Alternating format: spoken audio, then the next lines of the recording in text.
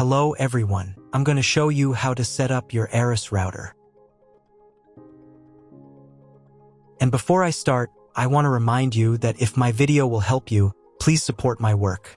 Half of all donations I send to animal shelters. All details are in the description down below. So, the first step is to power on the router. Take the power adapter. Connect one end of the power adapter to a wall socket and the other end to the router.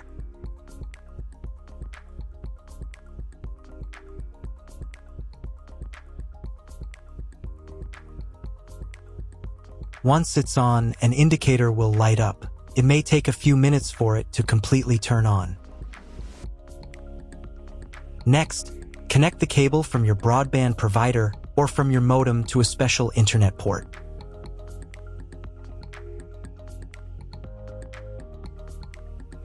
Now you need to reset the router back to its factory settings.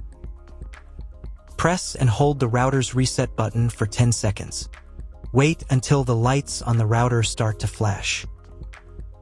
Sometimes, this button is located inside the router casing to prevent accidental presses. Use a thin object to push it down.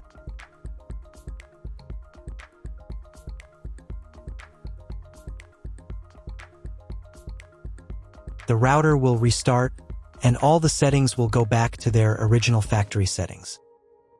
Plug one end of the Ethernet cable provided with the router into an Ethernet port.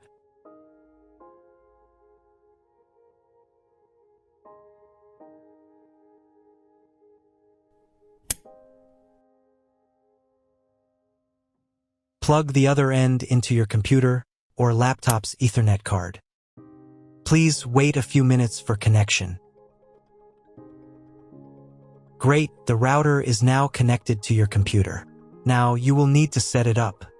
But before we begin, I will demonstrate an alternative way to connect the router if you don't have an Ethernet cable or your computer doesn't have an Ethernet port.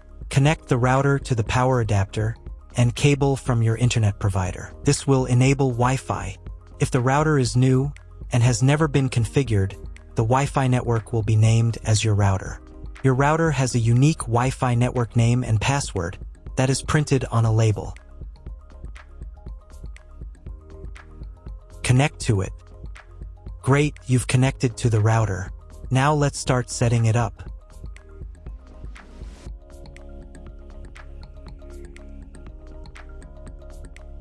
First, open your web browser and visit the URL you see on the screen. Use the URL bar instead of the search bar.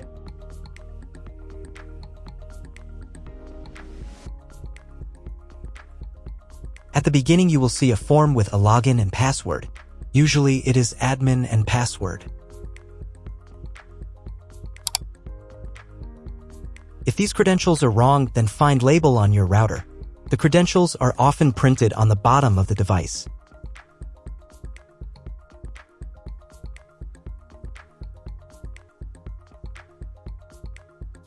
If none of this works, it means that your router has already been configured and someone has changed the login and password. If you can't find out the login credentials, just reset the router to factory settings. And then log into the router's personal cabinet using the standard credentials. If your router settings do not look like mine, it means that your router has a different firmware. I made a video for every firmware type. You can find all the links in the description down below. I want to warn you right away that there are many firmware versions and they may differ slightly. But don't worry, you will succeed. Just watch the video and follow the instructions. So, first you need to launch the Quick Start Wizard. To do this, click this button. This wizard will help you customize common Wi-Fi settings. This wizard's customization options are enough for most people and most homes. But if you have specialized network needs, you can further configure and customize your router after completing the wizard. Click the next button. At this stage, you can customize the Wi-Fi network's name and the passphrase used to connect to the network. The name must be between 1 and 32 alphanumeric characters long. If using automatic band steering, This name will apply to both radios. The passphrase must contain between 8 and 64 characters. Click the Next button.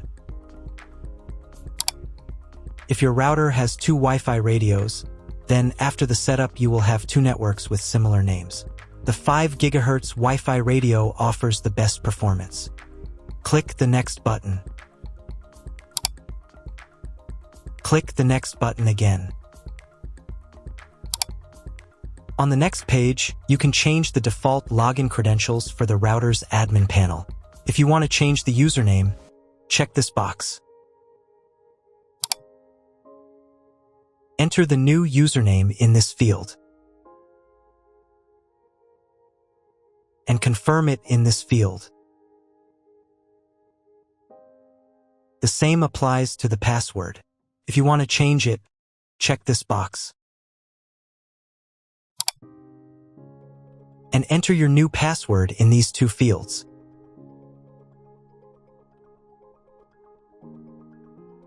Then click the Next button. On this page, you can review all the Wi-Fi settings. If everything is correct, click the Apply button. Your settings are being saved. It may take up to 1 minute to write the settings. Please do not turn off your router or close this window. Done.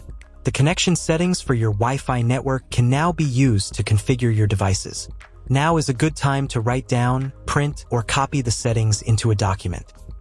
Then, keep them in a safe place. Click the Exit button. If you were connected to the router via Wi-Fi, reconnect to the network using the new settings.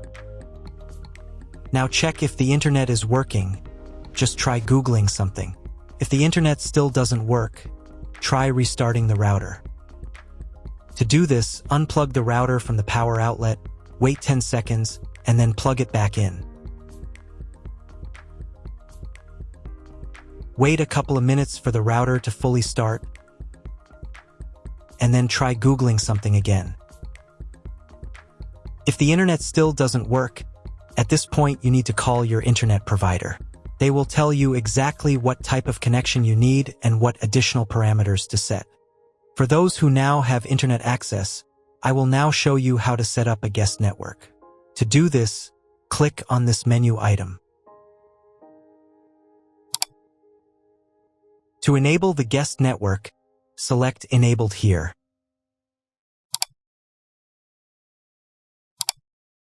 In this field, you can change the guest network name. Then, to set a password for the network, select this menu item and enter the guest network password in this field. Save the settings by clicking the Apply button. Do the same for the 5 GHz network.